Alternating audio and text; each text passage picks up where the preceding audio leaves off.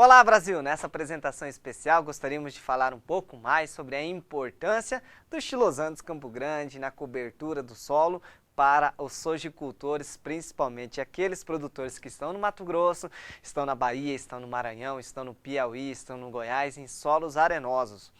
Uma das grandes características dessa leguminosa é a capacidade dela fazer a fixação biológica de nitrogênio. Outro fator extremamente importante que gostaríamos de elencar é o auxílio no controle do nematóide.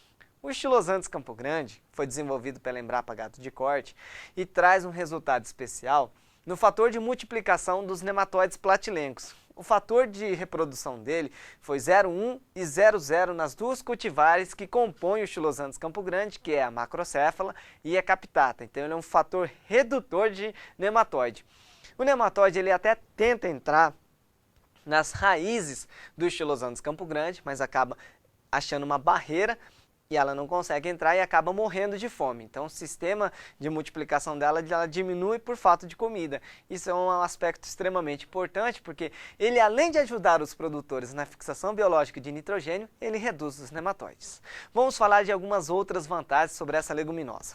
Primeiro, ela tem um sistema radicular extremamente profundo, pode chegar a mais de 4 metros de profundidade e isso faz o processo da descompactação do solo, a aeração do solo, a reciclagem de nutrientes que a gente vai falar um pouquinho mais daqui para frente.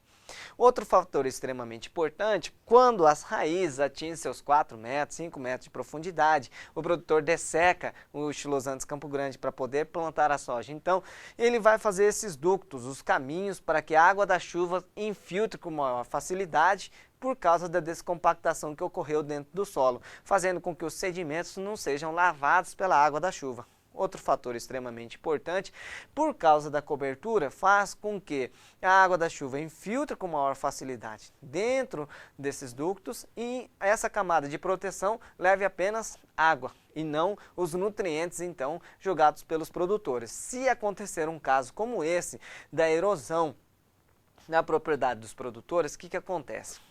Os produtores que já por vários anos jogaram calcário, adubo, nitrogênio, potássio, fósforo, gesso e acontecer a erosão, o que vai acontecer? Aqueles sedimentos vão sendo levados junto com a água da chuva, junto com o solo. Isso é um prejuízo muito grande, então se a gente tem a possibilidade de manter essa camada de proteção, isso possibilita economia, né? Aquilo que o produtor já jogou nos anos anteriores não é perdido. E lá na frente a gente vai falar um pouco mais sobre a reciclagem desses nutrientes. Bom, agora que a gente já falou um pouco sobre a proteção do solo, vamos falar também contra os raios solares. O raio solar, lógico, é importante para nossas vidas, mas em excesso, quando não tem uma proteção, a temperatura desse solo começa a ficar muito alta. E no caso do Xilosantes Campo Grande, ele tem a capacidade de ter uma palhada e essa palhada proporciona um ambiente mais propício para o desenvolvimento da soja. Então, um exemplo aqui é um dado que a gente compilou da Fundação MS. Um dia após a semeadura, num lugar que tinha palhada, a temperatura do solo variava em torno de 30 graus Celsius. E um dia após a semeadura também, onde só tinha palhada do milho safrinha, que tinha pouca proteção do solo, a temperatura estava em torno de 37 graus Celsius. Então, senhoras e senhores, imaginam a diferença do desenvolvimento de uma soja que tem 7 graus a menos de temperatura no solo e a soja que tem 37 graus no solo. Então, isso é uma característica extremamente importante, não só do Xilosantes Campo Grande, mas a importância da palhada em si, da proteção e o desenvolvimento da soja. Vamos supor que aconteça um veranico de 10, 15, 20 dias depois do plantio da soja. O que vai acontecer? A soja que não tem uma proteção adequada, ela vai acabar ficando desnutrida e desidratada, e isso vai proporcionar a morte dessas plantas. Se a gente tem uma camada de proteção como uma palhada no solo, a gente tem um lugar mais propício de desenvolvimento. Então, ela consegue se manter mais viva por mais tempo. Isso traz um resultado positivo lá na frente, na hora da colheita, porque essas sojas sofreram menos e vai produzir mais lá na frente. Então, esse é um grande aspecto. Outro fator importante É a microbiologia do solo. Nós estamos falando no mundo mais verde, no mundo mais natural, e nós também estamos preocupados com isso, porque quando a gente tem uma grande quantidade de matéria orgânica dentro do solo, a possibilidade de então micro-organismos e minhocas, por exemplo, dentro do solo, isso acaba se tornando possível. A proteção de palha no solo possibilita a maior desenvolvimento de micro-organismos e melhor retenção de nutrientes dentro do solo. Outro fator extremamente importante, talvez eu creio que é uma das maiores benefícios do Xylos Andes Campo Grande, é que ela é uma mini fábrica automática de nitrogênio. Essas imagens que estão sendo mostradas agora, ela possibilita o desenvolvimento do Xylos Andes Campo Grande e também das bactérias que fazem o contorno dela, que se associa com o Xylos Andes Campo Grande e faz a fixação biológica de nitrogênio automaticamente e natural. E essa mini fábrica de nitrogênio proporciona, durante um ano de produção dessa fábrica de nitrogênio, o descanso no solo, ela reduz drasticamente o nematóide e coloca até 200 kg de nitrogênio puro por hectare ano. Isso é um resultado especial, fora a palhada que ela vai deixar dentro do solo dos produtores, e muitos produtores devem estar se perguntando, quando jogar? Olha, uma dica das sementes boi gordo é aproveitar agora, né, o período de plantio da soja, no R5 ainda. Japonesinho, você ficou louco? Não, no R5, eu vou explicar o porquê. Porque a gente pega, joga de avião no estágio R5, ela vai ter a possibilidade de ainda, no R6, R7, germinar, ela se desenvolver o Xylos Andes Campo Grande, ela vai germinar, vai ficar estioladinho, vai ficar pequenininho ali no seu solo. Aí o que vai acontecer? Chega a R7, ela já vai estar um pouquinho maior, pode vir a colheita da soja não vai impedir, o Xylos Andes não vai impedir a colheita da soja, porque ela na fase inicial dela é bastante lenta, ela vai ganhar só esse um mês e 10 dias, um mês e 15 dias antes da colheita da soja, para que o Xylos Andes Campo Grande já comece a se desenvolver.